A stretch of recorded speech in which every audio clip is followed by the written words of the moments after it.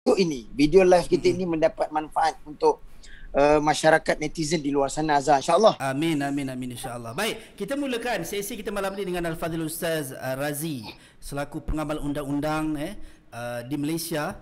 Kita nak tahu juga berkenaan dengan sugar book. Kalau kita tengok tahun 2019, negara kita dah digemparkan dengan isu sugar book ini, yang mana signboard dinaikkan di Malaysia, di negara kita sendiri, yang mana menjadi perbalahan sehingga kan antara DBKL dengan pihak DBP dan sebagainya, siapa yang meluluskan signboard ini untuk dinaikkan. So mungkin nak tahu juga daripada Al-Fadhil Ustaz P.U. Razi, bagaimanakah dari sudut perundangannya? Kalau kita tengok waktu 2019 awal-awal bermula tercetusnya isu sugar book ni, pihak ada yang menyalahkan DBP sebab pihak DBP mengakui bahawa memiliki keizinan, tetapi dari sudut tata bahasanya. Kemudian ada pihak menuding jari menuduh pihak DBKL pula yang sepatutnya bertanggungjawab dalam meluluskan isu ini. So komen Al-Fadhil Ustaz P.U. Razi, bagaimanakah sistem perundangan itu berlaku untuk permulaan tercetusnya isu sugar book ini?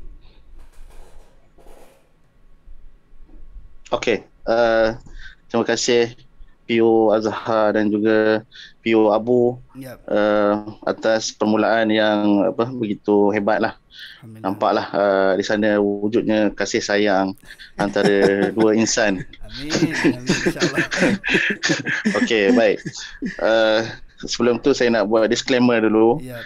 Saya tidak terlibat untuk kes sugar baby ke sugar babi ke apa kan lah, kan? tak terlibat.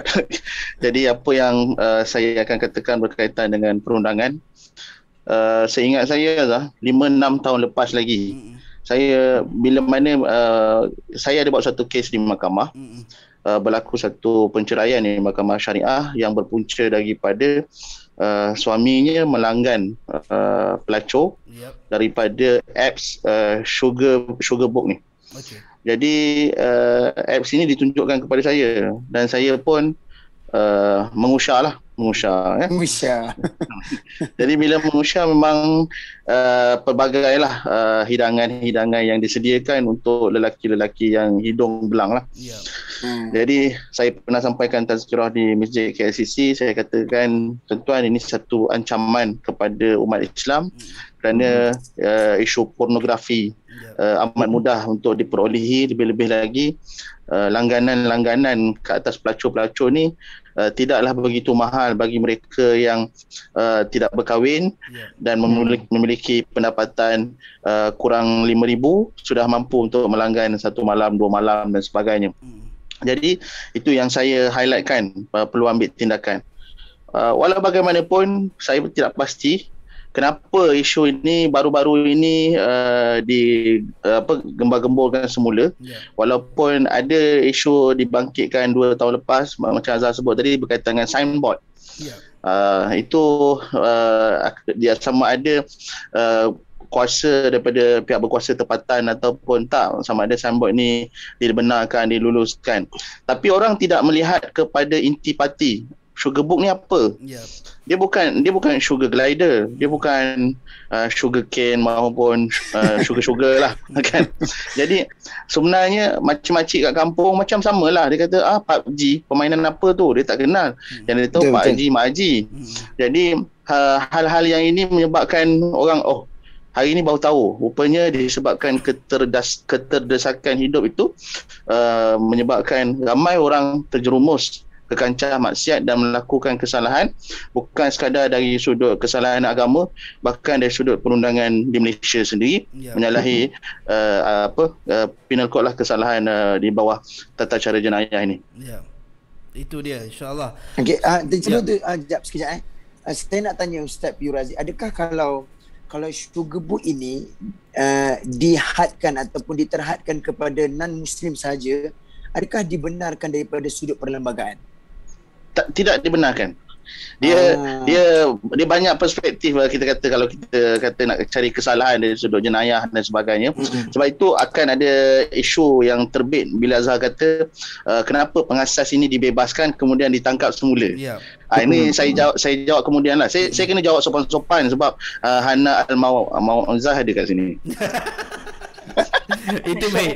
Ustaz, Ustaz tadi Ustaz dah mention Hana Al-Mauza. So kita nak tanya kepada Hana Al-Mauza sebagai seorang public figure, sebagai seorang personality, dan sudah pasti seorang public figure ataupun personality ni menjadi ikutan ataupun orang kata apa, menjadi role model untuk anak-anak muda di luar sana. So kita nak tahu dengan menurut perspektif Hana Al-Mauza ni, kalau kita tengok hari ni anak-anak muda hari ni ada segelintir yang terdesak untuk mengikut trend. Contohnya dari sudut dressing, dari sudut apa yang orang ada itulah yang nak mereka nak ada.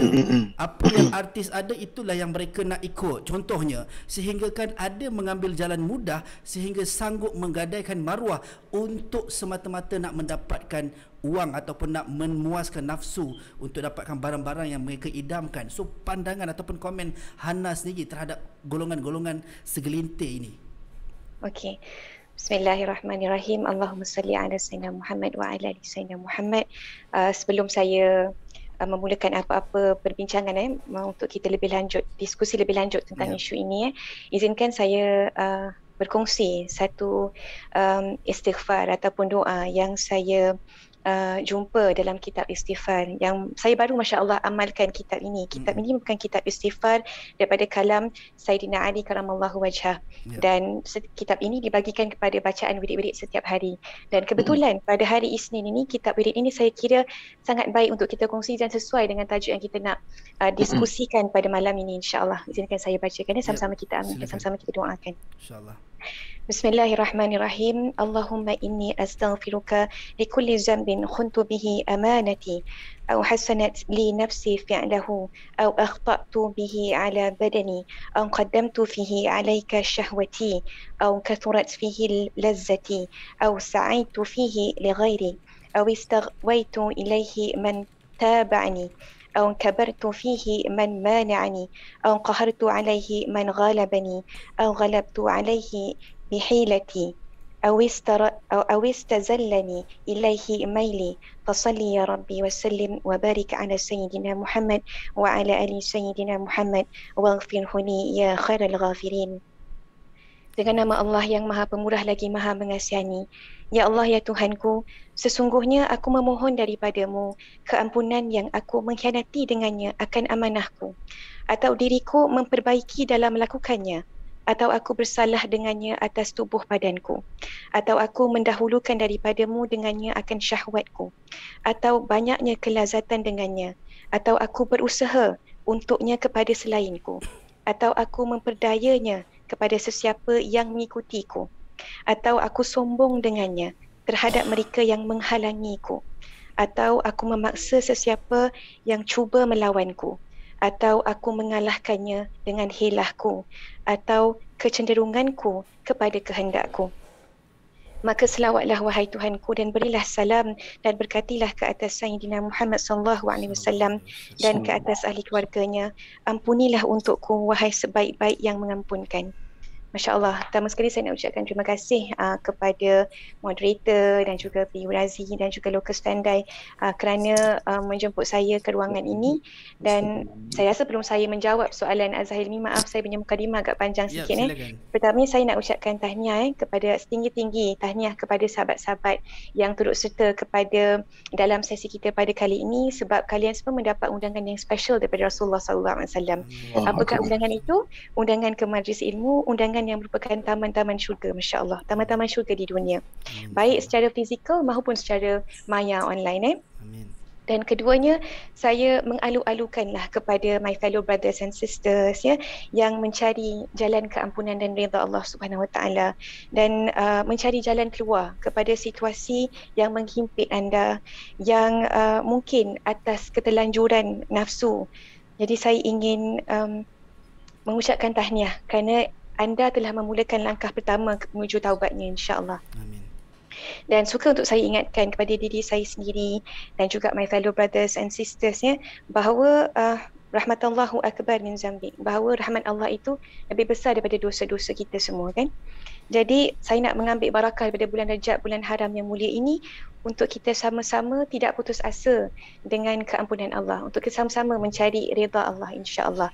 Dan yang ketiganya saya nak bagi tahu, disclaimer jugalah kan, untuk klarifikasikan bahawa saya ni bukanlah ahli ilmuwan ataupun ahli agamawan. I won't call myself an influencer pun even. Tapi saya nak berkongsi ruangan ini sebagai fellow sister yang sangat mengambil berat kepada my fellow sisters yang lainnya, dan juga sebagai yang sangat-sangat menyayangi my community, masyarakat kita hendaknya. Dan saya juga bukanlah di sini untuk mengorek keaiban orang lain ataupun menghakimi sesiapa, because it is not my place pun untuk judge ataupun mencari keaib. Sebab saya ingat lagi apa kalam Salafus Salih yang mengatakan, kalau orang dapat hidu aib kita tu macam bau, orang pun tak nak duduk sebelah kita. You know? Walau bagaimanapun, saya rasa bila isu ini telah pun, isu sugar book ni dipertontonkan dipertontonkan dalam public, dalam public sphere, dia bukan lagi satu benda yang tersembunyi. Jadi saya rasa approach kita pun perlulah secara terbuka juga, dan kita perlu juga tentang secara terbuka juga. Dan benda ini memang terang-terang salah. Jadi sebagai seorang fellow Islam, fellow Muslim, memang perlu untuk kita bersuara dan mengatakan we are against this. Okey, berbalik kepada persoalan Azhar Ilmi tu kan, macam mana saya sebagai seorang influencer boleh, influencer, I won't call it influencer, tapi alhamdulillah, mungkin kalau orang agak sebagai influencer, Masya Allah, itu satu tanggungjawab yang saya kira besar sebenarnya. Okey, bila kita berbalik kepada soal influencer ni kan, saya fikir dunia sekarang ini kan, kita ni terlalu fixated dengan penampilan kita, apa yang kita letak, what we posted on social media. Kita ni tanpa kita sedar, atau mungkin kita subconsciously, we're not aware, yang kita ni menjadi Firaun kecil. Yang kita ni perlukan kita perlukan pengiktirafan, dan orang perlu acknowledge kita setiap perbuatan kita sepanjang masa. Jadi kita, in a way, kita abaikan juga batas-batas pergaulan kita tu for the sake of kita dalam dunia moden. Tak moden lah kalau kita teruskan duduk bersendiri, tak socialize. Kita rasa benda tu adalah satu benda yang kita perlu embrace. Dan saya rasa kalau kita tak perbetulkan kiblat kita ini kepada akhirat, kita hanya melihat kita punya kejayaan material itu sebagai kita punya kita panggil tanda aras kejayaan, dan kita makin melekatlah cinta kita ini kepada dunia dan segala isinya. Jadi itu satu benda yang kerugian besar, dan perlu kita constantly ingatkan diri saya dan diri kita semua. Dan juga mungkin kalau anda yang sedang melihat anda seorang influencer, these are the things that you need to spreadkan khair. Ingatkan kepada followers anda, dan sentiasa beringat apa yang anda postkan itu tidak menjerumuskan kepada followers anda ini kepada kecintaan dunia. Itu dia, insyaAllah. Kalau kita tengok sebelum tu saya bukanlah dimaklumkan, tapi saya sebelumnya start kita punya program live pada malam ni, saya ada juga Google berkaitan dengan Kak Hana Al-Ma'uzah kita ni. Dan I hope benda-benda yang baik je. Saya Google baik, biar Google yang tak baik tu saya. Ada juga Abu Astagfirullahalazim. Masya-Allah. Nampak tak? Kita pun rasa macam sedikit sesat. Alamak, ada benda yang baik ke tak baik? Kita jadi Allah taat kita semua, insya-Allah. Cuma mungkin saya nak tanya pengalaman pun Kak Hana Al-Ma'uzah kan. Beliau merupakan lepasan UiTM tu, Universiti Teknologi Mara. Betul. Betul. Jadi mungkin sebab sebenarnya sugar book ni bukanlah satu isu baru, tapi dulu pun dah ada kan, cuma tidaklah ada aplikasi sampai ke tahap ini. Dulu kita ada, maksudnya konsep pelaksanaan tu samalah kan, cuma betul, bukan sugar dulu book. kita panggil sebagai sugar daddy yang menggunakan aplikasi WeChat. Lepas tu kita ada BitTalk, dan kita ada WeChat. Tinder. Zaman saya pun tak ada WeChat lagi. Mungkin zaman saya tak ada WeChat dengan Tinder lagi. Itu zaman saya lebih kepada Quran. Masya-Allah. Mungkin saya nak tanya Kak Hana Al-Ma'uzah, ada tak dalam kalangan kawan-kawan mungkin terlibat secara tidak langsung dalam mungkin nak survive hidup dan sebagainya, tapi dia terlibat secara langsung dalam perkhidmatan sugar daddy ni? Kalau menurut pengalaman Hana Al-Ma'uzah, saya nak tanya juga, Kak Hana rasalah Sebab apa kebanyakan kita katakan wanita muda hari ini boleh terjerumus kepada bidang pekerjaan yang sampai ke tahap ini. Okey, silakan Kak Ana. Bismillahirrahmanirrahim. Allahumma salli ala sayyidina Muhammad. Sayyidina Muhammad. Baiklah, mungkin maybe saya dalam lingkungan ignorance, mungkin saya dalam lingkungan yang tidak mengambil kisah apa yang rakan-rakan sekeliling saya usahakan ataupun lakukan. But alhamdulillah saya berhusnuzan, rakan-rakan saya merupakan rakan-rakan yang memberikan pengaruh yang baik kepada saya, walaupun saya ni jenis yang malas juga belajar masa zaman universiti pun, study late hour, last minute baru nak sibuk belajar, nak buat assignment and whatsoever. But alhamdulillah, I would like to think that saya dikelilingi orang-orang yang baik-baik, Masya Allah, yang sentiasa mengingatkan saya kepada benda-benda yang baik, pada jalan kebaikan. Maybe they are not spiritually strong, mungkin mereka bukanlah seorang yang mempunyai pengetahuan agama atau mengamalkan Islam dengan secara menyeluruh, tapi mereka itu adalah orang-orang yang baik, insya-Allah, alhamdulillah. Tapi memang pada zaman saya, we are well aware of the situation. Memang ada mungkin kalangan atau golongan ini yang mungkin secara pilihan atau secara terdesak diorang menjadi sugar baby lah. Kita cakap sugar baby, bukannya sugar baby. Sugar baby insya-Allah. Mungkin inilah situasi yang mungkin tidak mengizinkan mereka untuk, kata orang, mungkin mereka rasa memerlukan duit yang lebih untuk menampung pelajaran ke, ataupun untuk merasai kata orang sedikit kemewahan. Betul, masya-Allah. Tapi what was the question again? Apa yang soalan tadi tu? Saya ada ke tak situasi seperti itu? Maksudnya mungkin selain daripada situasi, mungkin Kak Hana rasa apa punca lah kebanyakan wanita hari ini, punca utama yang mungkin Kak Hana rasa rasanya mungkin sebab diorang sekian-sekian ke, yang benda ni menjadi trend dalam kalangan remaji hari ini. Betul. Okey, tapi saya rasa kita kena take stand. Kita tak boleh menyalahkan satu pihak saja, kerana benda-benda ni kena bertepuk. Kalau bertepuk sebelah tangan tak berbunyi kan. Jadi bagi pihak, saya boleh cakap bagi pihak wanita yang mungkin terjerumus dalam ini, macam saya cakap tadilah, mereka fixated dengan instant gratification. Apa yang mungkin mereka lihat kawan-kawan ada kemewahan itu, mereka tak ada, mereka pun nakkan juga benda tersebut. Sebab kalau saya fikir, zaman saya pun, saya bekerja juga semasa saya belajar untuk mendapat, kata orang, wang tambahan. Dan wang tambahan itu pun bukanlah untuk saya cover kos pelajaran saya pun sebenarnya. Wang tambahan itu untuk saya beli baju-baju yang saya suka, the bags that I like, begitu.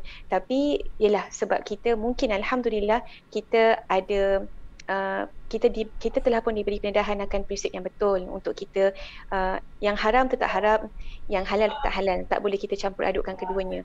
In order for you untuk dapatkan sesuatu, kita kena cari jalan yang halal untuk kita mendapatkannya. So saya bekerja kadang-kadang, once in a while saya bekerja masa saya di universiti untuk saya membeli barang-barang yang saya suka itu. That's true. Dan bila saya lihat mungkin kebanyakan mereka yang mungkin tidak berasal daripada bandar-bandar besar ataupun mereka yang miskin bandar, apabila mereka masuk ke alam universiti, alam college ini is something huge to them.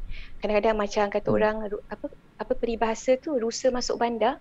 Culture shock dalam bahasa Melayunya, rusa masuk bandar kan.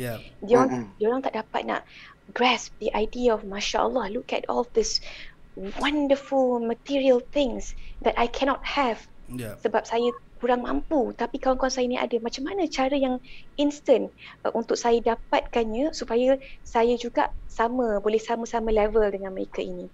Jadi ini saya rasa satu bentuk influence secara sedar ataupun tak sedar yang memang saya tahu kalau kita masuk universiti ni, kita memang sedikit sebanyak kita akan mengalaminya. Kalau kita tak ada didikan atau persekitaran yang betul sebelum kita masuk ke dalam universiti itu, katalah jati diri kita itu tidak kuat dan lemah, maka saya akui memang kita akan easily terjerumus dalam perkara-perkara tersebut.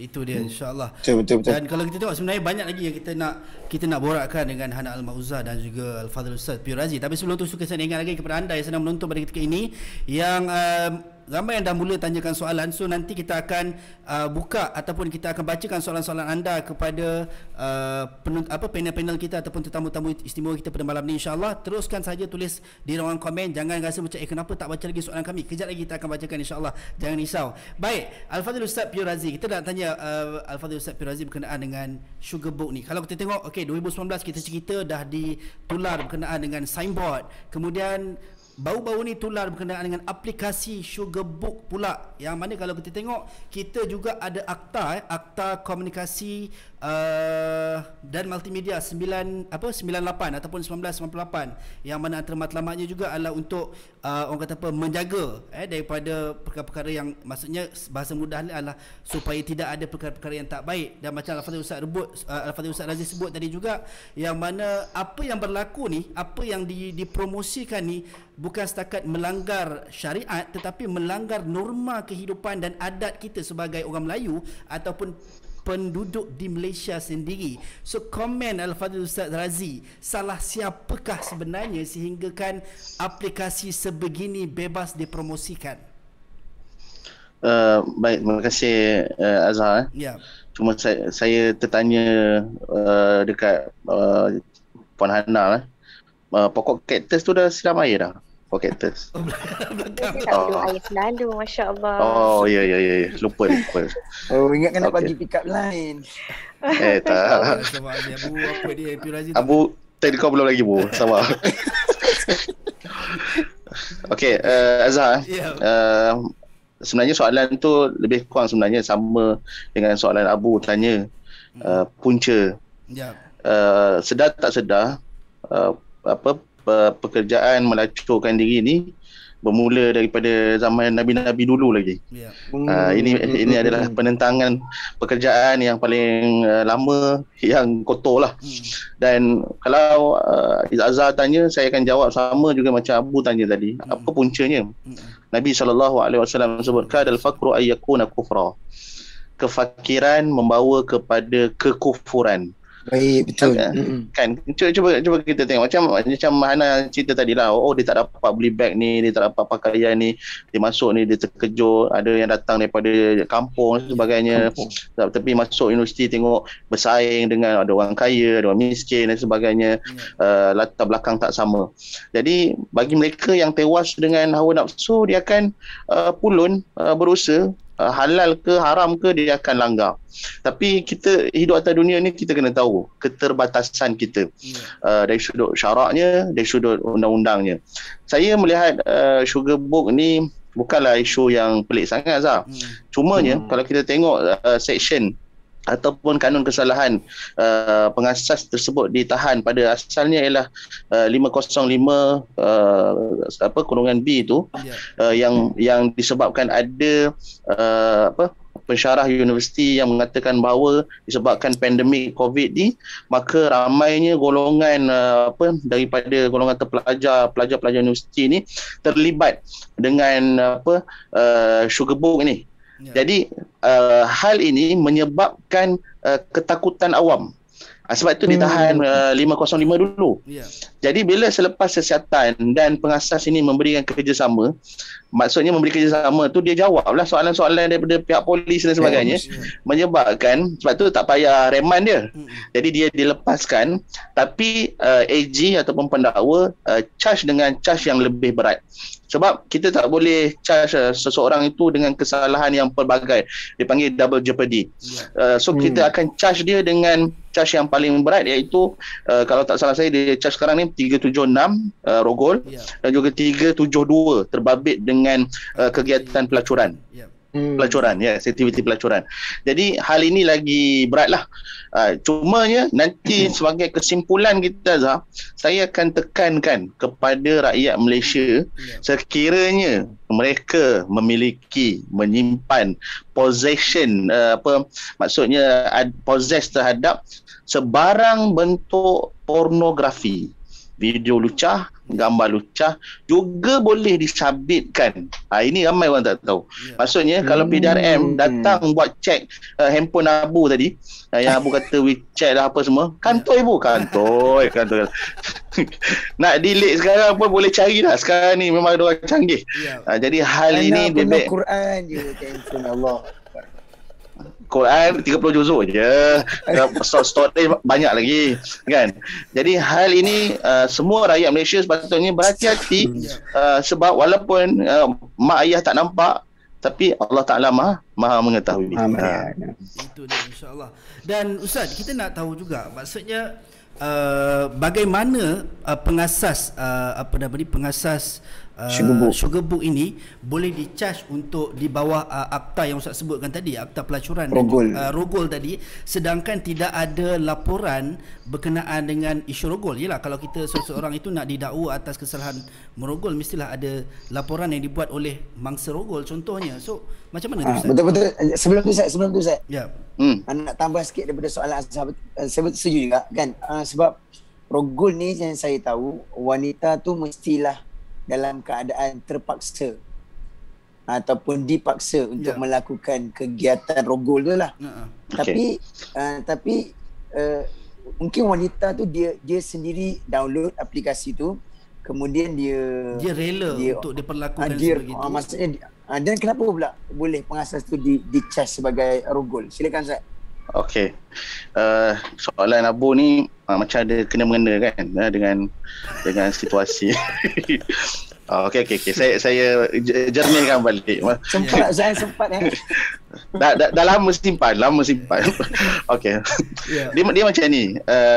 Apa yang Abu faham ataupun layman faham, rakyat biasa faham, tak sama dengan undang-undang faham. Baik. Jadi 376 hendaklah dilihat kepada penal code tersebut. Maaf, kat tangan saya tak ada kanon tersebut, tapi masa kita depan hakim dan sebagainya, itu adalah buku teks yang wajib lah untuk dihadam kan. Kenapa saya sebut macam tu? Contoh, kita ada satu orang girlfriend, ini kita bercakap tentang bukan isu kesalahan jenayah syariah. Kita ada satu girlfriend, kita suka dia suka kita. Jadi orang hari ini dia suka dah macam suami isteri dah. Pegang sana, peluk sini, cium sana. Akhir sekali dia dah hidup bersama dah. Maksudnya tanpa nikah yang sah, tanpa perkahwinan yang legal, maka dia pun hidup bersama. Maksudnya bila hidup bersama, berlakulah penetration dan sebagainya, berlakulah seks, itu berlaku. Okey. Setahun dia suka, lepas tu katalah lelaki ke perempuan ke curang dengan orang lain dan sebagainya. Jadi yang tadi boyfriend girlfriend tu dia dah jadi clash. Memang kita tahulah girlfriend dengan boyfriend bila clash memang cerita dia keluar mata, sedih. Macam mana buah hari tu clash? Sedih tak? Okey. Tak apa, kita masuk balik cerita tu tadi. Okey. So bila clash, jadi kerelaan yang ketika itu tadi dia kata, saya sebenarnya bukannya suka kat dia, masa tu tak tahu nafsu saya dia jawab gini saya sebenarnya tak rela. Jadi dia pun buat satu laporan polis bahawa dia dirogol. Sebab itu hati-hati dirogol, dicabul dan sebagainya. Memang senang untuk pihak undang-undang menjalankan kerja dia, tetapi semasa perbicaraan lah evidence, bukti-bukti untuk mengelakkan bahawa dia ni disabitkan dengan kesalahan rogol, hendaklah dikemukakan. Contoh, ada tak kesan air mani, kesan berlaku paksaan, bruise, lebam ke dan sebagainya, laporan doktor. Itu semua hendaklah semasa dalam tempoh perbicaraan. Tetapi Ustaz, boleh tak dia didakwa atas rogol? Boleh. Ya Bu. Ada ke tempoh berlakunya kejadian tersebut dengan tempoh berlakunya laporan? Maksudnya polis akan ambil kira, pihak polis akan ambil kira tempoh tu ke macam mana? Okey, sebelum saya jawab soalan Abu tu, saya nak bawa satu kes yang pelik lah. Dalam undang-undang ni ada kes-kes yang di luar luar normal lah kita kata. Satu orang anak perempuan, dia mengandung, dia tak dirogol. Tetapi orang dulu-dulu mandi pakai kain basah, katalah ayah dia bersama dengan mak dia malam tu. Jadi ada kesan air mani tu, spesimen tu ada melekat pada kain basah. Jadi anak ni pakai kain basah yang sama pada ayah tadi, mandi, kan? Dengan izin Allah, kita kata sperm ataupun kesan spesimen tadi ada dan melekat kepada anak perempuan dia. Tiba-tiba anak perempuan dia mengandung lah. Jadi kes ini nak kata apa? Anak nak kata watan syubhah ke, dirogol ke, apa ke dan sebagainya. Jadi untuk menjawab soalan Abu tadi, tempoh tu satu hal, tapi tak ada spesifik tempoh. Contoh kalau awak nak kata rogol, dia mesti 2 tahun saja. Tak ada. Kadang-kadang untuk kes jenayah dia tak ada limitasi. Tapi untuk kes civil dia ada 6 tahun. 6 tahun, 5 campur 1, 6. Contoh macam kita nak saman satu company ke apa, dia buat kesalahan pada kita nak saman, tempoh dia 6 tahun saja. Tapi untuk kes jenayah tidak ada tempoh. Maknanya kalau 20 tahun dulu, sebab tu kalau kita tengok kes-kes rasuah, kadang-kadang ambil lama dah, 20 tahun, 10 tahun. Tapi dia boleh di-charge sekiranya ada bukti. Itu dia, masya-Allah. Jadi apa yang saya faham, kalau saya boleh tambah, saya faham dekat sini daripada apa yang Piu Razi bagi tahu tadi, sebagai seorang awam yang saya faham layman termnya adalah bermakna katalah benda itu pun atas kerelaan dua-dua pihak, tapi katalah akan ada masalah di masa akan datang, benda ini akan menimbulkan fitnah dan juga satu musibah yang besar kepada sugar daddy tadi, dan juga kepada sugar baby tadi. Betul masya-Allah. Musibah dan fitnah besar masya-Allah. Masya-Allah, itu dia. Baik, Ana, kita nak tanya Ana juga berkenaan dengan tapi ya, silakan Abu, habiskan. Silakan. Betul lah, saya pun nak setuju dengan apa yang Kak Hana sebut tadi bila Nabi bersabda dalam satu hadis, Nabi kata atala'tu 'alan nar fara'aitu aktsaru ahliha minan nisa. Apabila aku mendengar ke neraka, ramai dalam kalangan ahli nerakanya adalah wanita. Jadi disebabkan itulah menjadi musibah dan fitnah besar dalam dunia kita ni, terutamanya kepada kaum wanita. Silakan Azhar nak tanya tadi. Ya, itu dia. Okey, Ana, kita nak tanya Ana berkenaan dengan tadi Ana ada mention berkenaan dengan ikut trend dan sebagainya kan, bila adik-adik kita masuk IPT, tambah-tambah hari ni adik-adik mula SPM. So yang bakal masuk ke IPT ni, yang bakal menempuh satu dunia yang orang kata apa, tak ada guide daripada mak ayah. Bukanlah tak ada guide, maksudnya dah tak ada istilah ada mak ayah tu dah tak tengok 24 jam dah.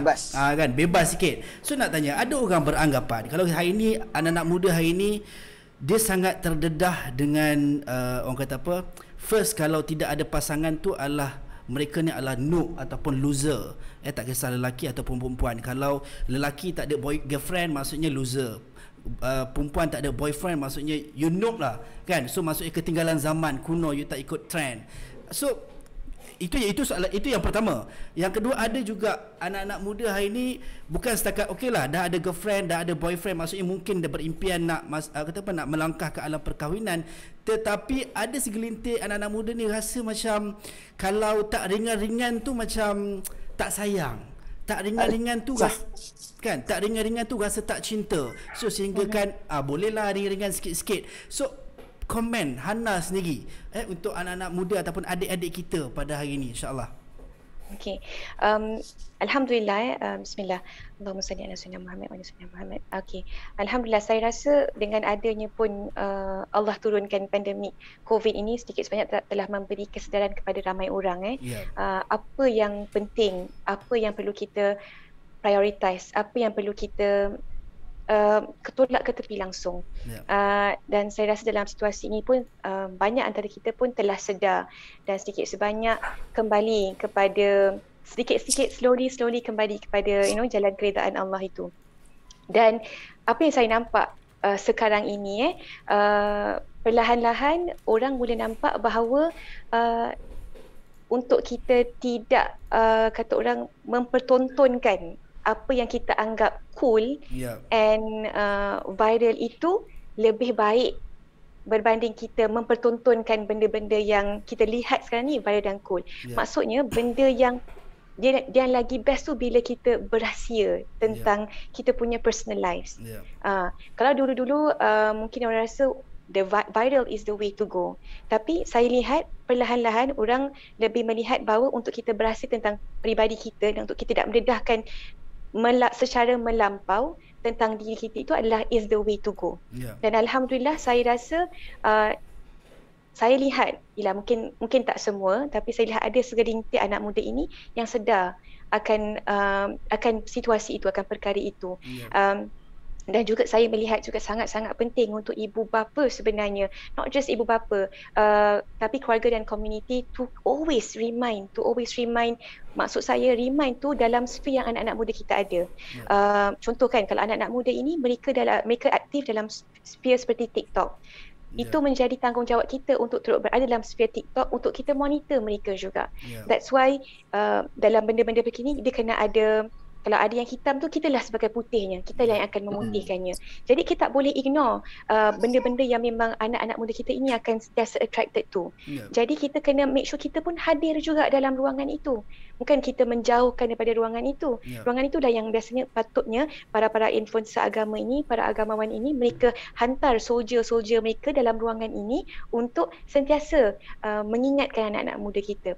Dan suka juga untuk saya ingatkan ibu bapa ya, untuk sentiasa mengingat dan memantau anak-anak mereka bahawa kita juga perlu ada diet dalam social media. Kalau kita sangat menekankan diet terhadap tubuh badan kita, what we consume, tapi kita kena sentiasa ingatkan pada anak-anak kita ni, what we consume dalam minda kita ini juga sangat-sangat penting. Apa yang kita consume untuk roh kita juga sangat penting. It's always important untuk kita ada diet roh. Diet roh ni apa? Kalau kita ada intermittent fasting dalam badan kita, I only eat ada gap 13 hours a day baru saya makan. Kemudian baru saya makan. Kita kena juga ada intermittent fasting dalam social media, penggunaan social media. Kita kena hadkan siapa yang kita follow, siapa yang kita apa yang kita tengok, berapa jam yang kita lihat, berapa jam yang kita tengok. Sebab benda-benda ini akan mempengaruhi secara kita tak sedar, akan mempengaruhi diri kita. Sometimes bila kita bercakap dengan orang ni kan, contohlah ya. Contoh saya dalam industri seni kadang-kadang tak sedar saya akan cakap, no, betul lah. Padahal sebenarnya kita normalizekan benda-benda tu, kita tak sedar kita normalize benda-benda yang tak elok. Saya tak sedar yang saya bercakap seperti itu, but because we are in that circle and we always seeing these things, and we think, okay lah benda ni, tapi sedarkah kita bahawa benda-benda ini is not good for our roh? Kita tak memberi makanan roh kita pada makanan-makanan yang baik, tapi kita memberi makan kepada nafsu kita. Jadi kita biar nafsu kita gemuk, kita bagi roh kita kurus. Jadi benda ni adalah satu benda yang saya rasa kita sebagai influencers, kita pun perlu ada juga dalam sphere-sphere seperti ini. Anak-anak muda kita ni aktif, TikTok lah, Instagram, Facebook, or whatever that you've mentioned, WeChat ke, even kalau on PUBG pun kan. That's why I suka kadang-kadang ada certain influencer ni yang macam siapa yang ada yang selalu main game kan, would always main, dah main game ni, jomlah kita berhenti kejap, it's time untuk kita bersolat. Masya Allah, so it's important untuk kita hadir dan aktif dalam ruangan ini supaya kita ketinggalan ke belakang dan kita tak tahu apa yang anak-anak kita buat. Maksudnya kita mencorak suasana tu supaya maknanya bi'ah salihah kan.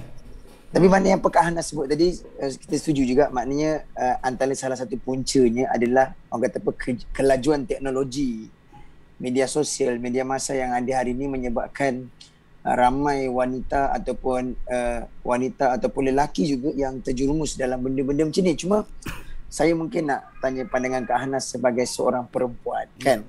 Mungkin sebagai seorang perempuan dia mengimpikan orang kata seorang imam ataupun seorang lelaki. Buat kata Azhar tadi, kalau orang kata zaman sekarang ni kalau couple tu tak sah, mesti ada pasangan kan. Bila dating, yang member seorang dia ajak partner dia, aku ajak partner aku. So benda tu dah menjadi norma dalam kehidupan kita. Mungkin benda ni juga bukannya salah wanita dan juga dia mungkin salah lelaki. Jadi pandangan Kak Hana bagi lelaki di luar sana yang mungkin apa yang perlu seorang lelaki ni buat untuk dia orang kata supaya gejala-gejala seperti ini dapat dibendung, supaya tidak lagi wanita-wanita ini dieksploitasikan sehingga datanglah aplikasi sugar book dan sebagainya. Okeylah.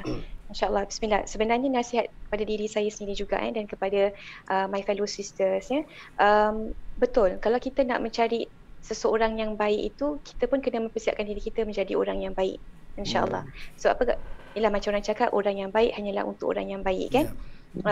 Dan senang cerita beginilah, kalau kita nak cari orang yang baik, kita kena ke kelab malam ke untuk dapatkan orang yang baik. Memang sudah tentu dah kita takkan dapat orang yang baik itu di tempat-tempat yang tidak baik. So I really personally urge all my sisters out there yang mempunyai impian untuk mencari pasangan hidup yang soleh wa muslih, untuk mempersiapkan diri anda dengan ilmu. Pertama, persiapkan diri anda dengan ilmu. Dengan ada ilmu tu, barulah anda faham apa sebenarnya kehendak yang Allah mahukan dalam diri seorang wanita itu. Apa yang Allah mahukan kepada seorang wanita. Dan yang kedua, bila you dah persiapkan ilmu, barulah you naturally akan datang khaufun, ketakutan tu kepada Allah. Dan pada masa sama raja harapan bahawa kalau kita takut kepada Allah, insya-Allah harapan kita tu untuk mendapat orang yang saleh itu Allah akan datangkan. Tanpa perlu kita beralih kepada platform-platform ini atau cara-cara yang tidak diredai Allah untuk kita mendapatkan pasangan yang baik tersebut. Jadi persiapkan diri anda dengan ilmu. Bila anda dapat persiapkan dengan ilmu, baru anda faham kehendak sebenar daripada Allah Subhanahu Wa Taala. Dan bila anda dapat rasa tersebut, rasa khaufun, ketakutan dan rasa harapan itu, insya-Allah Allah akan datangkan orang yang baik. Dan anda rasa memang benda-benda ini tidak perlu pun untuk anda mendapatkan apa yang anda impikan. Sebab apa, jodoh dan rezeki itu semua Allah dah tulis dah. Allah dah tulis. Kita perlu cari cara yang baik dan terbaik untuk kita dapat pasangan yang baik, insya-Allah. Jadi kita pun takkan mudah terpengaruh dengan apa yang kita lihat itu. Sebab benda itu kita tahu ini cuma semua mainan dunia saja. Kita akan faham akhirnya bahawa ini cuma hanyalah mainan dunia, dan anda tidak akan dapat benda yang baik dengan anda memulakan sesuatu yang tidak baik. It won't end well kalau you start with something that is not well. Itu dia, insyaAllah. Dia sama macam orang kata, saya selalu dengar, kita nak anak yang baik, so ayah tu kena jadi baik, kan? Contohnya insyaAllah. Kan? Betul, insyaAllah. Boleh tak saya tambah? Saya tak pasti adakah fakta ini betul, tapi saya teringat ada saya rasa parents kepada Imam Abu Hanifah ada orang ni tanya kepada parents Imam Abu Hanifah, berapa lama engkau persiapkan dirimu untuk mendapat anak yang begini, masya-Allah. Jadi tak salah saya, apa yang dijawab oleh parents Imam Abu Hanifah adalah 60 tahun ataupun 70 tahun sebelum kelahiran Imam Abu Hanifah. Bermakna untuk dia dapatkan surat yang saleh dan seperti Imam Abu Hanifah itu, dia yang siapkan diri dia 70 tahun 60 tahun untuk dia mendapatkan surat seperti itu, masya-Allah. Kalau saya salah, betulkan fakta saya. Wallahu a'lam. Mungkin kalau Ustaz Pir Razi boleh betulkan kalau ada kesalahan tu, insya-Allah. Baik. Ustaz, terima kasih Hana atas perkongsian tersebut. Kita nak tanya Al-Fadhil Ustaz Pir Razi. Ustaz, bagaimana pula hari ini kalau kita tengok golongan wanita terutamanya banyak mempamerkan kecantikan di media sosial. Kalau kita tengok, kita boleh katakan sebagai ini adalah bibit-bibit permulaan kepada sesuatu benda yang menjadi lebih tak elok, hingga adanya sugar book sebagai contoh. Bila mana kalau tadi Hana ada sebut ataupun mention berkenaan dengan diet, golongan-golongan wanita yang mungkin diet nak jaga badan, so dia suka tonjolkan perutnya yang slim kan, bahagian-bahagian yang sensitif katanya, nak tonjolkan, maksudnya nak orang kata apa, mungkin satu achievement yang dibawa oleh mereka. So bila mana ada mungkin lelaki-lelaki yang bermata jalang, mungkin mengganggu dan sebagainya, dia kata ini masalah dekat lelaki, bukan masalah dekat wanita. Itu persoalannya, kan? Dia kata sebab lelaki yang tak pandai jaga mata. So komen Ustaz sendiri. Okey, sebelum saya komen tadi apa Hana Syed sebut gemuk ke kurus, Hana suka yang mana, gemuk ke kurus? Allah, preference itu biarlah saya simpan, tapi saya suka yang saleh dan muslim. Itu kunci dia, insya-Allah. Okey, di kalangan kita tak ada yang soleh, Azhar? Tak ada. Abu? Saya dah kahwin Ustaz. Anda rasa mungkin Pir Razi boleh left road. Local standard ni rancangan undang-undang. Okey. Abu je macam-macam. Okey. Okey. Baik. Saya faham soalan ni, Azhar. Baik.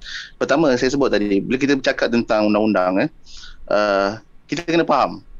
Tak ada orang yang keluar rumah dia ada niat nak rogol siapa. Betul. Okey, faham Jadi jenayah itu akan berlaku bila mana ada dua elemen actus rea dan juga mens rea. Kelakuan tu ada dan niat tu ada. Maksudnya kalau kes-kes rogo dan sebagainya, dia bukan dia keluar rumah ini nak rogo siapa, tapi niat dia tu, niat kelakuan jenayah dia tu sudah ada dalam hati dia. Okey, sama ada jadi ke tak jadi ke, itu adalah perbuatan dia untuk melakukan jenayah tersebut.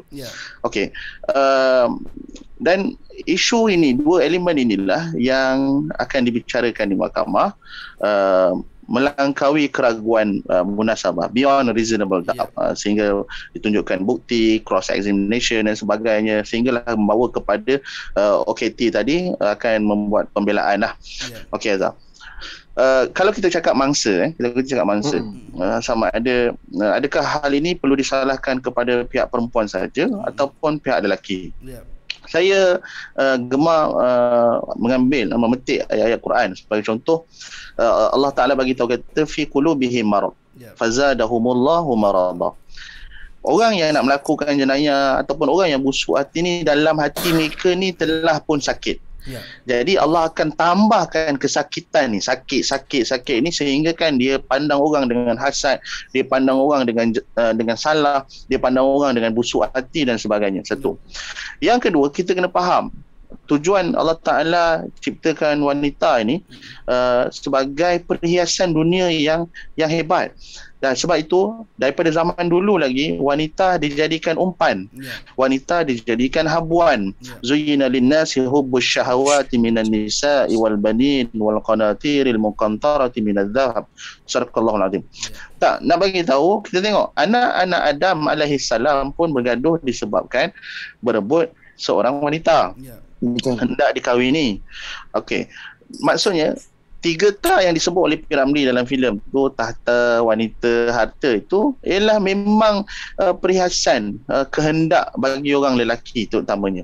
Namun kita jangan terkejut bila statistik menunjukkan golongan wanita Malaysia di tempat yang ke-7 yang banyak menonton pornografi melalui tablet.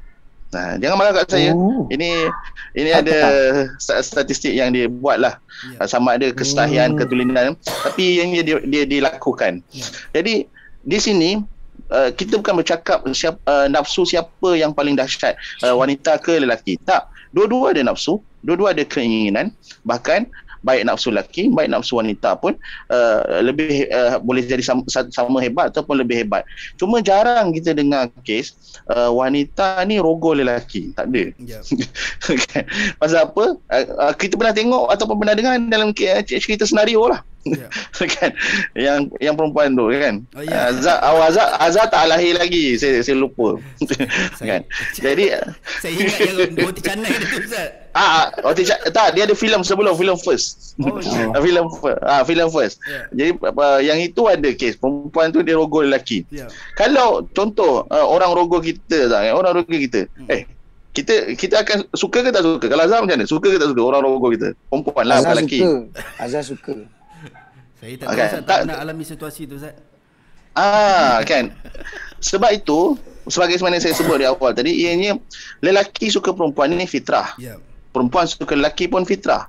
Tetapi bila suka ini dalam keadaan jenayah, dalam keadaan paksa, bahkan minta maaf cakap, ramai orang Islam, baik orang Melayu lah terutamanya di Malaysia ni, tidak tahu bahawa kesalahan jenayah juga ialah termasuk sekiranya kita meliwat isteri. Ustaz, itu kan isteri kita, kenapa tak boleh pula? Ianya adalah kesalahan sebab sodomize ataupun liwat itu ada dalam penal code. Maksudnya walaupun dia isteri kita, tapi kita mendatanginya secara liwat, maka kalau dia buat aduan, boleh dikenakan kesalahan jenayah dari sudut kanun keseksaan. Maksudnya dia bukan kesalahan syariah ni, dia kesalahan sivil. Jadi ramai orang tak tahu tu, kan? Jangan baca hadis, jangan tunjuk dalil hadis ke Quran ke apa, tak. Kan? Sebab undang-undang sivil berbeza dengan undang-undang syariah. Apapun ianya menjaga hak asasi manusia tersebut. Sebagai contoh, orang yang datang dengan liwat ni sakit, contoh mendatangkan kesakitan. Jadi walaupun dia suami isteri, ada hubungan suami isteri, bukan undang-undang tidak membenarkan sakit itu hanya tertumpu pada pasangan lelaki ataupun perempuan saja. Okey. Jadi Azhar, kat sini sebenarnya saya setuju dengan Ustazah Hana sebut tadi. Bila mana kadang-kadang lebih baik kita sembunyikan ataupun kita tak tunjukkan semua benda. Minta maaf cakap, ramai dia di media sosial pakaiannya berpurdah. Kita tak tahulah sama ada disebabkan COVID dia bawa berpurdah ke apa ke, tapi dia berpurdah tapi percakapannya meruntun sehingga menggeletarkan tulang-tulang rusuk lelaki. Jadi dia berpurdah tetapi lenggang-lenggoknya dan sebagainya menarik hati lelaki. Saya sebut tadi fi qulubihim marad. Ada orang yang sakit hati dia akan cari, dia akan scroll. Siapa dia ni? Kan duduk kat mana? Kan apa ni? Akhir sekali ini ni yang kita kata perbuatan jenayah ni, bila mana niat sudah ada. Actors dan dia akan susuli dengan tindakan. Bila dia tengok, oh orang ni senang kot kalau aku nak tarik dia, kan, nak tangkap masuk dalam kereta ke dan sebagainya. So kita kena fikirkan sebagai bapa, sebagai abang, sebagai orang lelaki yang berada di rumah, kita ada anak perempuan, kita ada adik perempuan, kita ada adik-beradik kita yang perempuan, mak, makcik dan sebagainya. Sebab itulah kita selalu nasihatkan pakai tudung secara proper, menutup aurat pakaian secara proper, macam Ustazah Hana, terus pakai telekung. Alhamdulillah, kan. Simple but nice. Okey, sebab tu saya pakai spek. Ustaz menjaga pandangan kan Ustaz kan? Pandangan, jaga pandangan Ustaz. Itu dia insya-Allah. Okey, sekejap. Tapi sebelum tu saya tarik, mungkin saya nak pergi lebih dalam ke Ustaz Razi. Bila Ustaz sebut ni mungkin daripada sudut perundangan, kita tahu sekarang ni media masa ataupun social media ni tak ada limit, dia tak terbatas kan. Nak tulis apa boleh tulis, nak post apa boleh post, sukati. Adakah kita kadang-kadang macam saya salah seorang TikTok user Ustaz, tapi saya gunakan TikTok tu untuk benda-benda yang orang kata apa, tak adalah sampai tahap memberikan kemudaratan pada orang lain kan.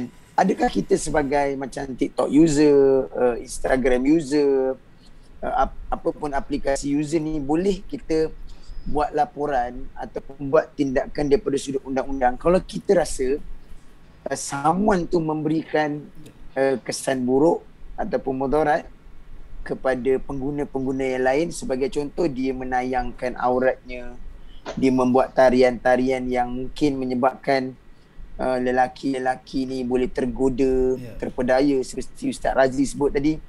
Jadi ada ke Ustaz macam saya nak buat report ke atas someone kerana apa? Kerana dia gunakan TikTok untuk sekian kan.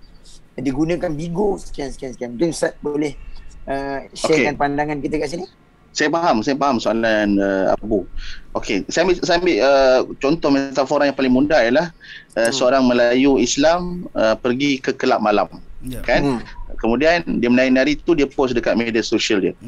So kita individu yang tengok, sama ada ustaz ke ataupun orang biasa, kita nak saman dia sebab dia telah membawa influence yang buruk kepada orang yang menonton Instagram dia. Betul tak? Betul. Okey.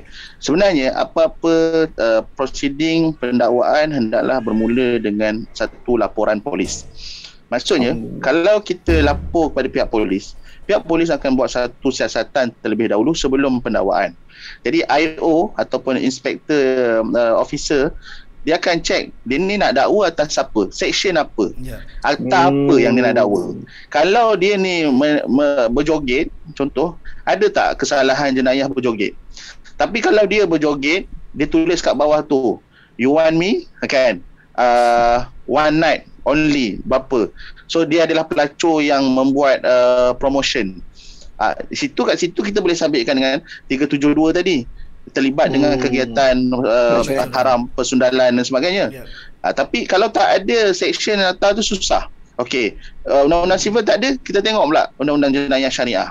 Kita pun buat satu laporan dan laporan tersebut sampai kepada pihak penguatkuasaan, penguatkuasa pun buat satu pendakwaan, buat charge kepada orang ni.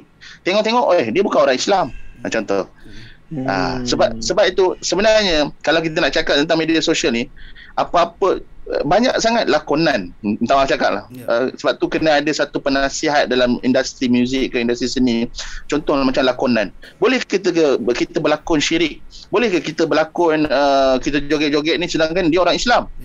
Jadi tak ada orang buat laporan orang lelaki berpakaian perempuan, buat lawak di atas pentas, sebagai contoh. Tak ada orang buat laporan, isu orang buat laporan, dan orang yang menonton tu tahu mereka berlakon saja. Itu adalah defense mereka yang paling kuat. Tetapi bolehkah berlakon ini satu Malaysia tengok contoh dijadikan alasan untuk tidak dihukum? Sebab tu orang berikutnya akan buat. Sebab tu saya setuju Ustazah Hana sebut tadi, dari awal tadi ianya berdasarkan ilmu. Sebab tu kena ada ilmu baru kita faham. Ya, betul dia. Jadi betul lah bila Ustaz Razi sebut apa ni dikaitkan dengan Ustazah Hana tadi, saya nak tanya Ustazah Hana sikit lah, boleh? Silakan.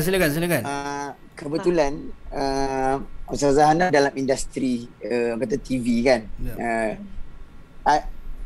apa cabaran? Kadang-kadang yelah industri TV ni kita tahu, melibatkan broadcast ni kita tahu kan.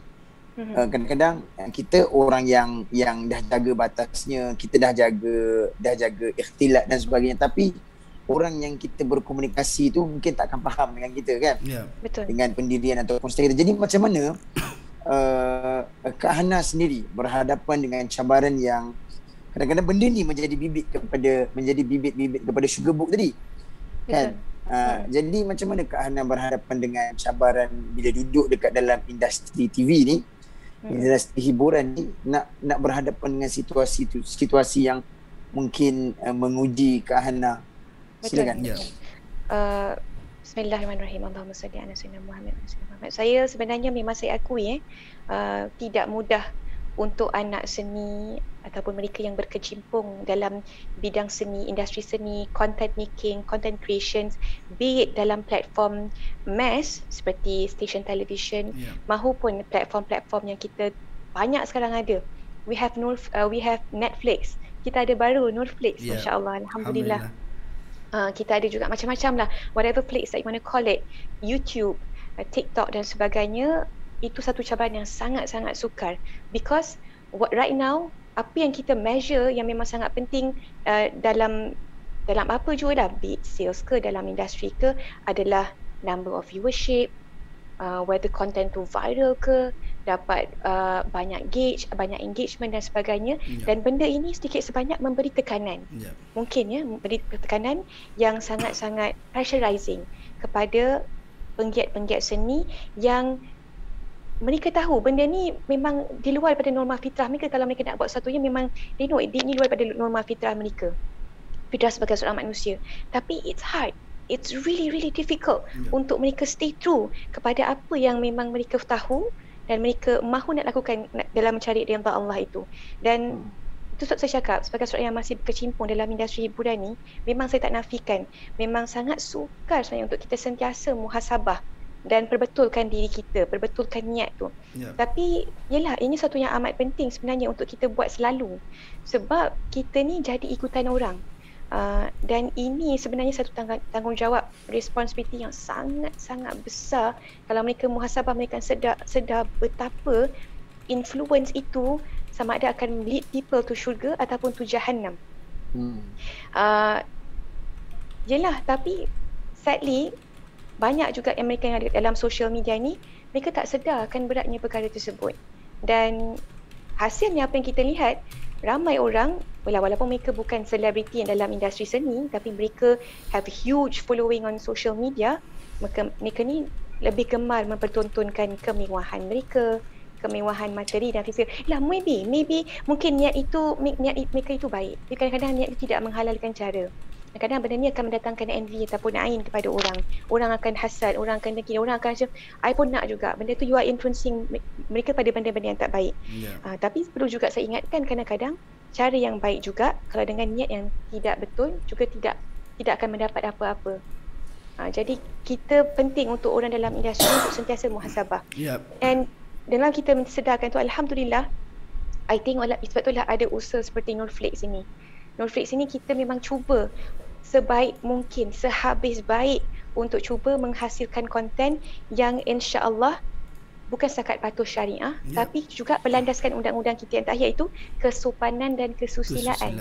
Rukun negara kita, kesopanan dan kesusilaan, itu yang paling ramai saya rasa netizen, not just netizen, Malaysian citizen lupa akan rukun kita yang kelima itu. Kesopanan dan kesusilaan. Di mana sopan dan susila kita dalam social media sphere, dalam content sphere.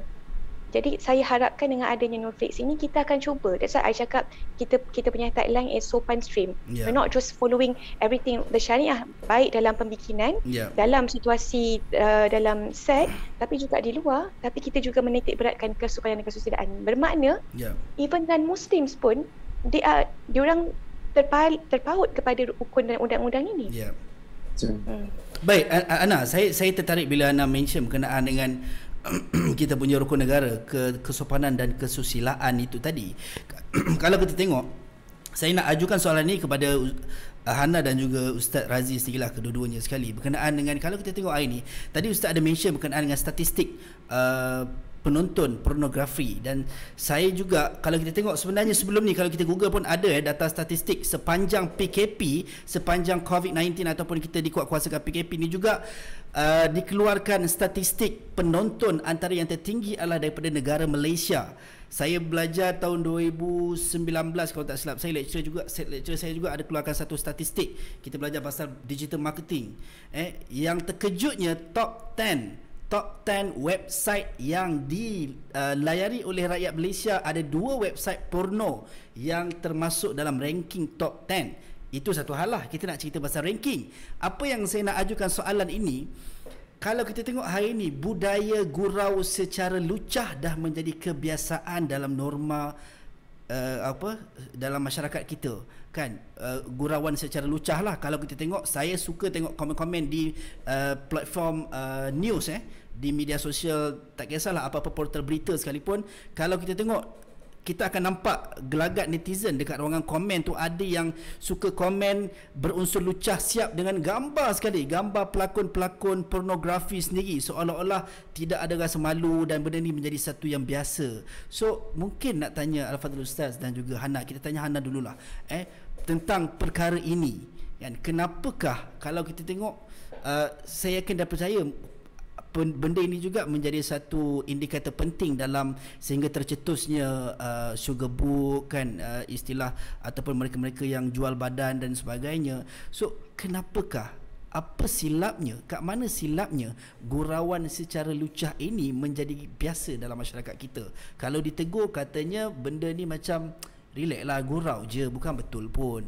Komen Hana sendiri dan Ustaz kejap lagi insyaAllah. Masya Allah.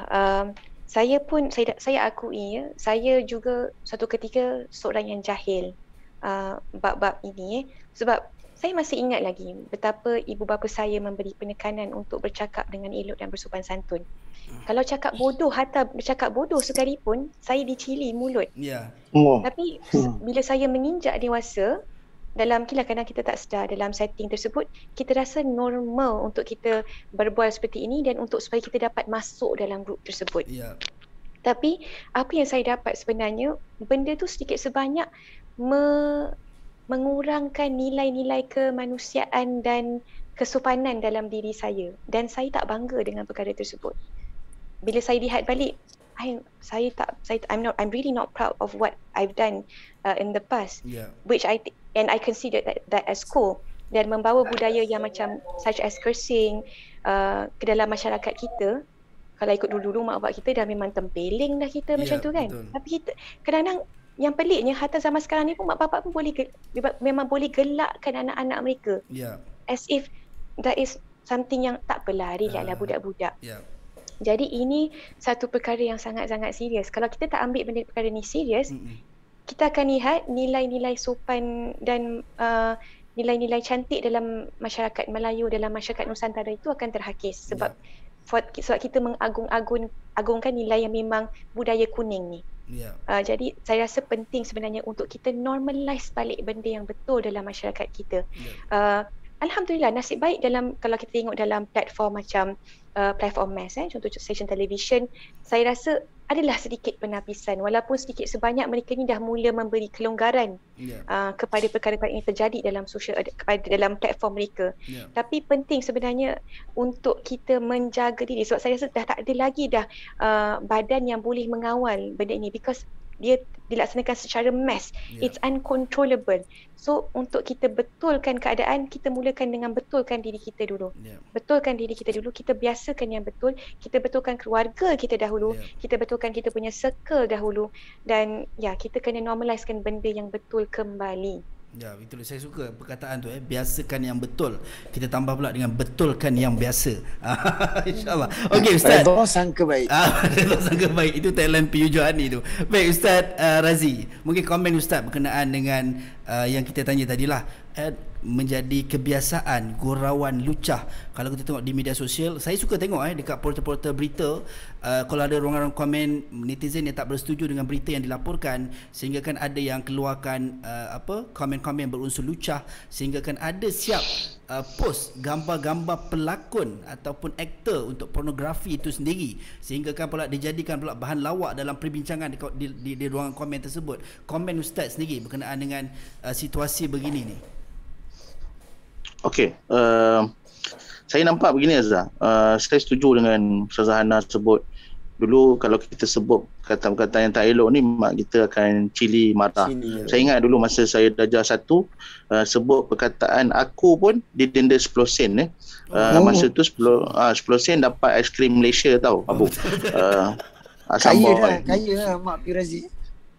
Jangan cakap macam tu. Jadi saya tak adalah cakap aku, jadi saya cakap saya. Jadi bila itu ketika tu saya bersekolah di sekolah bandar, dan bila saya berpindah ke sekolah kampung, bila saya bercakap perkataan saya, orang ingat saya ni macam orang kaya. Jadi sebab saya cakap saya, sebab orang cakap aku je.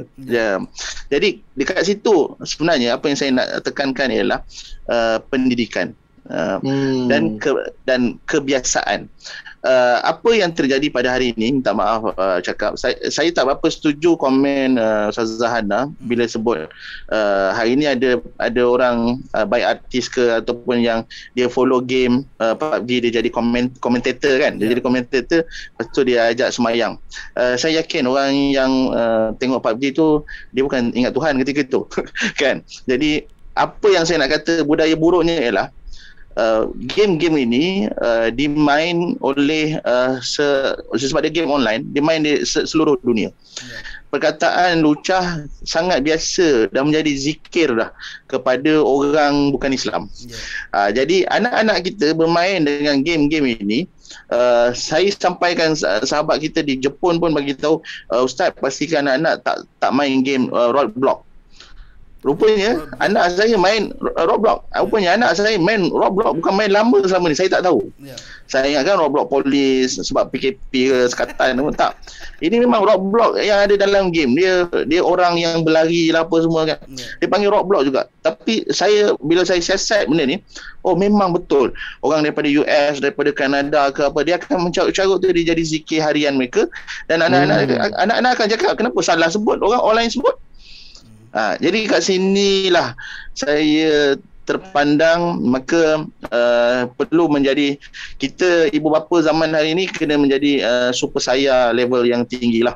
Maksudnya menjaga anak-anak tu kena lebih lagi, perhatian kena lebih lagi, dan saya suka divert mereka punya fokus daripada hanya menonton game dengan membuat sesuatu yang fizikal, baik bersukan ke, jangan tengok kesan sukan tu kita belum nampak lagi.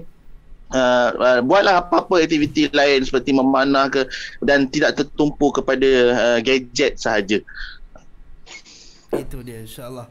kita tengok halangan atau bukan halangan lah, tapi cabaran untuk ibu dan ayah hari ini, fasa zaman hari ini nak membesarkan anak. Kalau dulu anak-anak yang mungkin duduk dalam bilik tu kita boleh katakan anak yang baik, bagus kan, tapi hari ini kalau anak yang duduk dalam bilik pun bukan kita tak bagus, tapi kita kena khawatir sebab semua di hujung jari kan. Betul. Jadi cuma saya kadang-kadang sebab saya ni dulunya kadang-kadang pernah terlibat dalam dunia-dunia motivasi ni. Kalau untuk pengetahuan Ustaz Razi, Kak Hana kan, kadang-kadang kita berhadapan dengan pelajar-pelajar perempuan yang seawal tingkatan 3 pun dah pregnant kan. Saya pernah berprogram di satu tempat di pusat pemulihan di Sabak Bernam.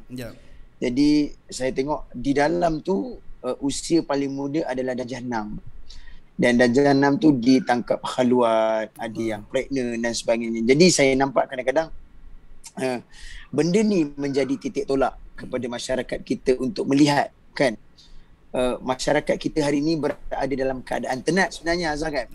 Jadi mungkin saya minta ulasan sikit lah daripada Ustaz Razi, apa yang kita perlu buat, siapa yang perlu main peranan kan, siapa yang perlu, orang kata apa, berapa banyak pihak yang perlu terlibat untuk memastikan isu gebuk ni diatasi dengan keras. Bukan biasa-biasa ni, kita kena keras. Kita nak pastikan sugar book ni terus lenyap di negara kita, dan bukan sekadar isu sugar book, tapi melibatkan isu-isu yang boleh menjurus kepada dunia pelacuran itu sendiri. Silakan Ustaz.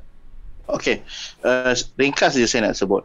Satu hari pensyarah saya datang bawa maklumat bahawa semasa beliau belajar dahulu di negara Arab, saya tak nak sebut mana, doktor yang merawat seorang perempuan ini telah mencabul kehormatan pelajar wanita ini. Tetapi disebabkan kedangkalan dan ketidaktahu ni, bukan kebodohan, mereka tak tahu itu adalah satu bentuk pencabulan. Sebab tu sex education yang selalu diwar-warkan itu, sebenarnya pendidikan itu ada dalam Islam. Tengok umur 10 tahun, lelaki perempuan, anak lelaki anak perempuan nak kena asing tempat tidur kan, mumayyiz apa dia, balik apa dia, hal-hal ini kita tak highlightkan sebab kita kat sini ada sedikit orang Melayu selalu kata malu nak cakap benda-benda macam ni. Betul, kena cakap pada orang yang betul. Siapa? Ibu. Sebab tu ulama kata ummun madrasatun, ibu ni madrasah. Kalau ibu tak tahu, ibu ini leceh lah kan, maksudnya bapak pula nak kena jadi guru besar, sudah ni kan, PKP mak pula jadi guru besar, bapak jadi guru besar, habis semua kan. Jadi kan, maksudnya pendidikan itu walaupun kita faham hari ni mak pun pergi kerja, bapak pun pergi kerja, dia kena back to basic. Minta maaf cakap, kita nak, saya nak bagi tahu diri saya jugalah, hidup ni hanya lalu je Azhar. Hidup ni hanya lalu je. Kalau hari ni kita famous, belum tentu lagi 20 tahun kita akan famous. Kalau kita 100 tahun pun famous, belum tentu lebih daripada 100 tahun kita akan famous. Hidup ni lalu, persinggahan saja, sebab ada hidup yang lebih kekal abadi. Kalau semua orang ada mind akhirah, pemikiran akhirat ni, dia akan pastikan anak-anak dia soleh-solehah. Takkan masuk syurga seorang bapa kalau anak masuk neraka. Dia lain daripada peristiwa Nabi Allah Nuh, peristiwa yang anak-anak Nabi yang ingkar. Tapi maksudnya apa? Usaha bapa tak cukup. Ku anfusakum ahlikum nara, jaga diri kita, jaga circle kita macam Ana kata tadi, jaga kawan-kawan kita. Why not kita nasihat, kita sepatutnya suburkan skuad-skuad dakwah dan sebagainya untuk saling nasihat menasihati. Rancangan-rancangan yang baik perlu diketengahkan, Nurflix ke dan sebagainya, itu rancangan-rancangan yang baik. Tetapi nak bawa dalam bentuk zaman hari ini, budak-budak nak tengok macam mana. So dia kena tackle lah, ini uslub dakwah, siapa madu'un kita dan sebagainya. Jadi itu secara ringkasnya. Dan setelah kita berusaha, kita kena serah pada Allah. Sebab hari ini ada mak bapak yang dijaga betul-betul, tapi apa nak buat, Allah Ta'ala uji keluarga mereka. Jadi kita harap kita tidak menghukum sesiapa yang telah pernah terlanjur, sesiapa yang pernah buat silap dan sebagainya. Kita minta supaya Allah Ta'ala ampunkan mereka, dan kita, anak-anak kita, keturunan kita tak jadi macam itu. Wallahualam. Amin ya rabbal alamin. InsyaAllah. Baik, itu dia. Kita sedar tak sedar Ismail Abu, masa sangat-sangat mencemburui kita. Betul. Kita seronok membincangkan topik ni, tak lain tak bukan niat kita satu je adalah kita nak, kalau tadi Hana ada sebut perkataan saleh, kita nak jadi baik, dan dalam masa yang sama kita nak jadi musleh, kita nak ajak orang lain untuk sama-sama berusaha menjadi baik, insyaAllah. Baik, mungkin kita nak bagi ruang. Sebelum tu saya baca dululah di ruang komen. Kita minta maaf tak dapat nak bacakan soalan-soalan anda, tapi saya bacakan sikit. Ada daripada Farah Khairul, dia kata assalamualaikum moderator dan para panel. Katanya dia tanya soalan berkenaan dengan punca mendorong orang banyak terjebak dengan sugar book. Saya rasa kita dah ulas tadi di awal. Kemudian Bak Iftikhar, dia sebut juga, dia bagi pandangan. Dia kata dari dulu lagi benda dia dah wujud, ada WhatsApp, WeChat, kalau dulu siap ada MMS lagi kan, untuk benda-benda ni lah. So maksudnya benda sama je, rebranding balik, kan. So kita tetap nak kena jagalah diri kita, insyaAllah. Baik, mungkin disebabkan masa sangat mencemburui, kita nak bagi ruang dan peluang kepada tetamu kita untuk mungkin memberikan khulasah rumusan berkenaan dengan apa yang kita bincangkan sebagai penutup lah, insyaAllah, untuk kedua-duanya. Kita mulakan dulu dengan Hana Al-Mauzan, insyaAllah. Silakan. InsyaAllah. Allahumma salli ala sayyidina Muhammad wa ala sayyidina Muhammad. Saya ingat lagi masa Azhar DM saya, apa yang saya nak cakapkan untuk isu ini, memang terang-terang isu ini malah salah kan. Cuma Azhar dah beritahu saya macam mana kita nak bagi tahu dengan umum bahawa erti kejayaan sebenar itu apa. Dan saya ada buat sedikitlah nota dekat sini. Berbalik kepada memanjangkan apa yang Pir Razi bagi tahu tadi kan, bahawa sebenarnya syurga itu mahal. Dan dan memang betul lah manusia ni short sighted kalau kita tak ingatkan. Memang itulah ketidaksempurnaan kita. Dan saya ingat lagi Ustazah Asni pernah cakap dengan saya, kalau kita buat salah, bermakna sempurnalah kita sebagai seorang manusia. Tapi hakikatnya kadang-kadang kita ni, bila kita short sighted, semuanya kita nak instant gratification, kita nak reward yang cepat yang kita boleh dapat depan mata sekarang ni.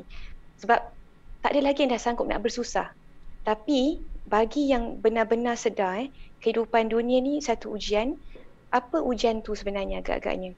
Kita nak diuji ni macam mana? Semua yang kita hadapi ni, tak kiralah susah ke, senang ke, kalau semua tu ujian, apa sebenarnya prestasi kita tu untuk dapat syurga tu kelak? Kalau kita leka semata-mata dalam ujian itu, kalau kita orang yang sedar, kita akan lihat macam ni. Kaya tu bukan reward. Cantik tu bukan reward. Popular tu is not a reward. Susah tu bukan balasan, bukannya hukuman. Miskin tu bukan benda yang hina sebenarnya. Dan followers yang banyak tu bukan something yang kita patut banggakan. Sebab apa? Sebab semua tu ujian.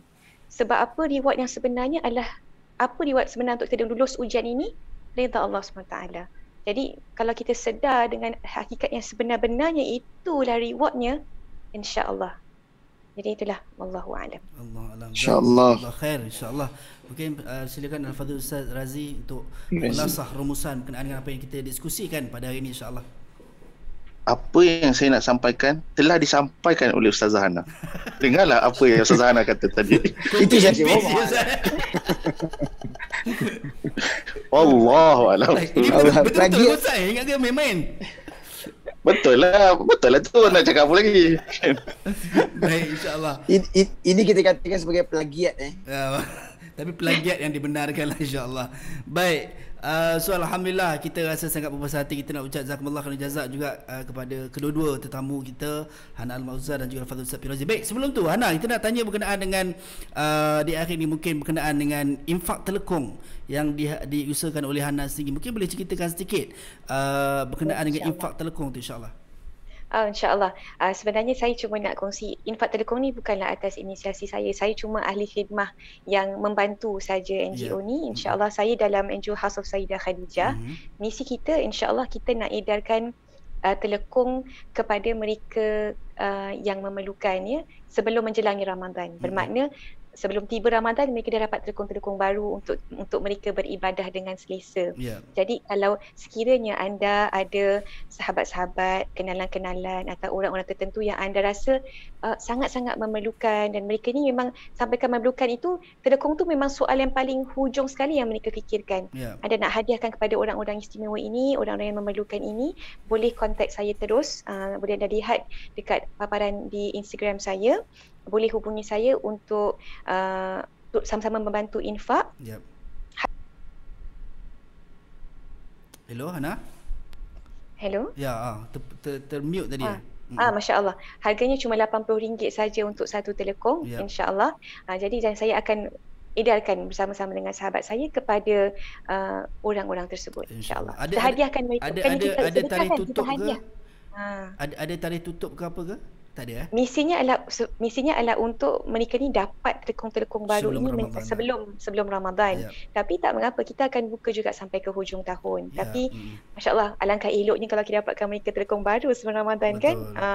Lagilah menyambut hari bulan baik ini, betul, Rejab, Syakban, masya-Allah, kan. Amin. Kan seronok semangat mereka tu, insya-Allah. Amin insya-Allah. Itu dia. So pada anda yang mungkin nak tahu lebih lanjut berkenaan dengan infak telekong ni, boleh kata apa, check it out dekat Instagram Hana sendiri lah, Hana sendiri berkenaan dengan infak telekong. Masya-Allah, mungkin orang kata apa, macam tadi kita berkongsi apa yang kita mampu, apa yang kita boleh, macam mana Allah sebut dalam Quran, disediakan syurga yang luasnya umpama langit dengan bumi itu untuk mereka yang bertakwa. Allah sebut alladzina yunfiquna fis sarra'i wad dharra, Allah mereka yang infak dalam keadaan mereka senang dan juga mereka susah. Insya-Allah tu kedua-dua situasi tu, insya-Allah. Baik Ustaz, nak tahu juga berkenaan dengan perkembangan terkini Ustaz tahfiz di negeri Johor yang diusahakan secara bersama Ustaz dengan Kengkawan Projek, insya-Allah.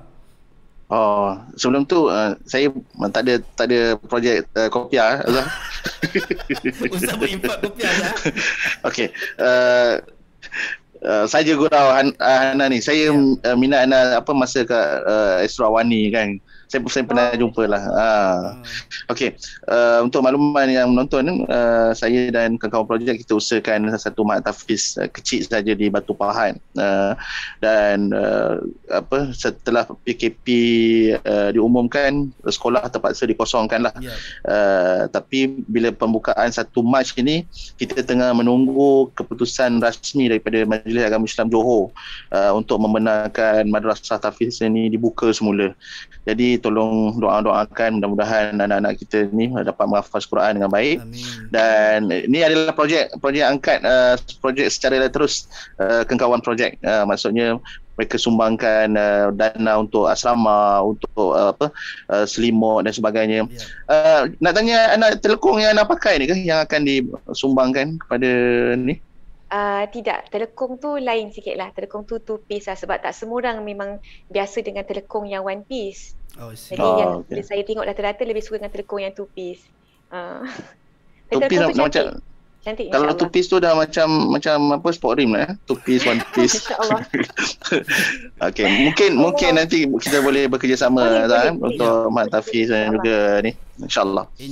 Baik, itu dia kepada anda yang mungkin nak tahu kedua-dua perkembangan tadi infak telekong bersama dengan Hana Al-Mauzah dan juga berkenaan dengan tahfiz yang diusahakan oleh Al-Fadhil Ustaz Razi dan juga Kengkawan Projek secara bersama di negeri Johor. Boleh check it out. Aku tahu kalau tahfiz tadi di Kengkawan Projek lah, ataupun Ustaz Razi punya Instagram, dan juga Hana. InsyaAllah kita cuba nak sama-sama, kan, kita berada dalam bulan Rajab, kita doa selalu ke Allah, kan, Allahumma barik lana fi Rajab wa Sya'ban wa ballighna Ramadan, berkatilah aku dalam bulan Rajab, bulan Sya'ban, dan sampaikanlah aku dalam bulan Ramadan. So doa kita seiringkanlah dengan usaha ataupun tingkah laku kita, dengan kita buat lebih lagi untuk dapat lebih daripada apa yang Allah janjikan. InsyaAllah kita nak jadi manusia yang khairun nas anfa'uhum linnas, atau kama qala Rasulullah SAW, sebaik-baik manusia adalah mereka yang bermanfaat pada manusia yang lain. InsyaAllah. Baik, saya daripada tim Local Standby nak ucap jutaan terima kasih sekali lagi kepada Hana Al-Mauzah kerana sudi bersama dengan kita, sebab selalu saya akan bersama dengan Al-Fadhil Ustaz Razi cerita pasal undang-undang. So bila keluar pasal topik sugar book ni, kita macam kita kena panggil seorang public figure wanita, sebab nak ada perspektif wanita, sebab kita selalu dengar pasal perempuan, kan, dimanipulasi lah apalah semua. So kita dapat hari ni sedikit sebanyak, insya-Allah moga-moga orang kata apa, dapat menginspirasikan diri kita dan juga kepada anda yang menonton, insya-Allah. Baik, sebagai pengakhirnya kita akhir dengan wabillahi taufiq wal hidayah. Assalamualaikum warahmatullahi wabarakatuh. Kita tangguh majlis kita dengan tasbih kifarah dan suratul asr, insya-Allah.